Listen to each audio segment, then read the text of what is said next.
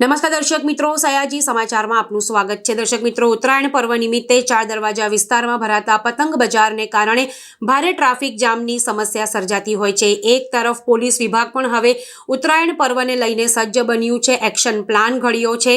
ત્યારે ઉત્તરાયણ પર્વ તેમજ ટ્રાફિક અવેરનેસના ભાગરૂપે આજે સિટી પોલીસ સ્ટેશન વિસ્તારમાં સમાવિષ્ટ યાકુતપુરામાં દબાણો અંગેની વ્યાપક ફરિયાદો મળતા સિટી પોલીસ સ્ટેશનના પીઆઈ રાજેન્દ્ર ચૌહાણની આગેવાનીમાં ટ્રાફિક શાખા અને દબાણ શાખાના સંયુક્ત ઓપરેશન અંતર્ગત યાકુતપુરા, સોડા ફેક્ટરી, ચાપાનેર દરવાજા, અડાણિયા પુલ 4 રસ્તાથી કાલુપુરા વોર્ડ નંબર 14ની કચેરી સાથે લહેરીપુરા દરવાજા, એમજી રોડ, માંડવી, પાણીગેટ, જૂનીગઢી સહિતના વિસ્તારોમાં આજે દબાણો પર સપાટો બોલાવવામાં આવ્યો। પોલીસ અને દબાણ શાખાની ટીમના કાફલાને જોતા જ વેપારીઓમાં દોડધામ મચી ગઈ। કાર્યવાહી દરમિયાન કેટલાક ટ્રાન્સપોર્ટના વાહનો પણ ડિટેઇન કરવામાં આવ્યા।